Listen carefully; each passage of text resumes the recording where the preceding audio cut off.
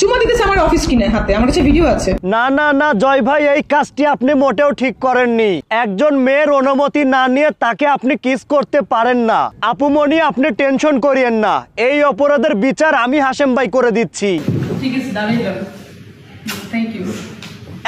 আপুমনি, আপনি বললেন যে আপনাকে জোর করে কিস করেছে, এখন তো দেখছি আপনি পায়ে হেঁটে গিয়ে কিস খেয়েছেন। নিজেই নিজেকে কিস করার সুযোগ করে দিয়ে এখন এসে অপবাদ দিচ্ছেন। আমি আরো এখানে আসলাম বালপাকামি করে বিচার করতে, সারাটা জীবন শুধু আমার সঙ্গেই এমন হয়। দেখেন আপু, আপনি নাকি সিনেমার নায়িকা, কিন্তু আমি আপনাকে চিনি না।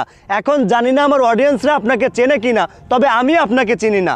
আজকে জয় চৌধুরীর বিরুদ্ধে স্টেটমেন্ট দেওয়ার কারণে আপনাকে আমি চিনতে পারলাম, কিন্তু জয় ভাইয়ের মুখে শুনলাম আপনি নাকি 11টা সিনেমার নায়িকা ছিলেন।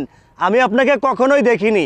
এখন আলোচনায় আসার জন্যই কি এই ঘটনাগুলো ঘটাইলেন? ভাই, বর্তমানে এমন একটা ভাইরালের যুগ এসেছে, মানুষ যা নয় তাই করে ভাইরাল হয়ে যাচ্ছে। নিজের সম্মান, আত্মসম্মানের কথা তারা চিন্তা করছে না।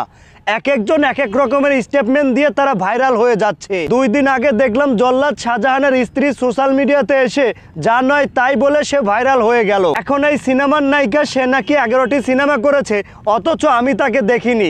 সে এখন এসে স্টেটমেন্ট দিচ্ছে জয় চৌধুরী নাকি তাকে অফিস কিনে কিস করেছে, অথচ একটা ভিডিওতে দেখলাম এই মহিলা, এই নায়িকা, এই সিনেমার নায়িকা নিজে পায়ে হেঁটে গিয়ে জয় চৌধুরীর কাছে গিয়ে কিস খাচ্ছেন, অথচ সে এসে অপবাদ দিচ্ছেন জয় চৌধুরী নাকি তাকে কিস করতে চেয়েছিল। তো আপনারাই এই ভিডিওটি দেখে বলেন এখন বিচারটা কার করা উচিত? ভাই, ঘটনাটি কি ঘটেছে সেটা আমি আপনাদেরকে একটু সংক্ষেপে বলি।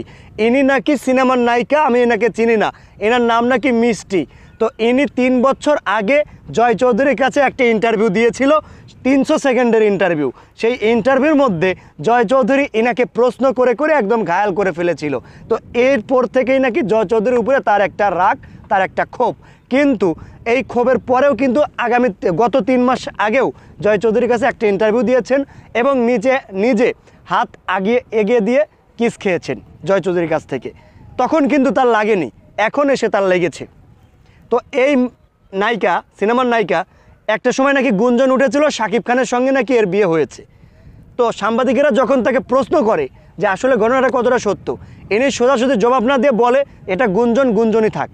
তো এই প্রসঙ্গে জয় চৌধুরী ভাইয়া তাকে কিছু কথা বলেছিল, ওই যে মেয়ে বলেছিল, যে কারণে এই সময় এসে আমাদের এই নায়িকা, সিনেমার নায়িকা জয় চৌধুরীকে হেনস্থা করার চেষ্টা করছে এবং তার সম্পর্কে অপবাদ দেওয়ার চেষ্টা করছে। প্রকৃতপক্ষে এরা আবারও ভাইরাল হতে চায়। 11টা 12টা সিনেমা করে তাকে কেউ চায়নি।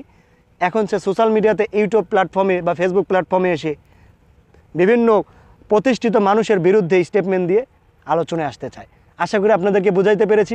তো আজ এ পর্যন্তই, দেখা হচ্ছে আমার আগামী যে কোনো একটা গুরুত্বপূর্ণ ভিডিও নিয়ে। সেই পর্যন্ত সকলে ভালো থাকবেন, সুস্থ থাকবেন, হাসিম ভাইয়ের সঙ্গে যুক্ত থাকবেন। আল্লাহ হাফিজ।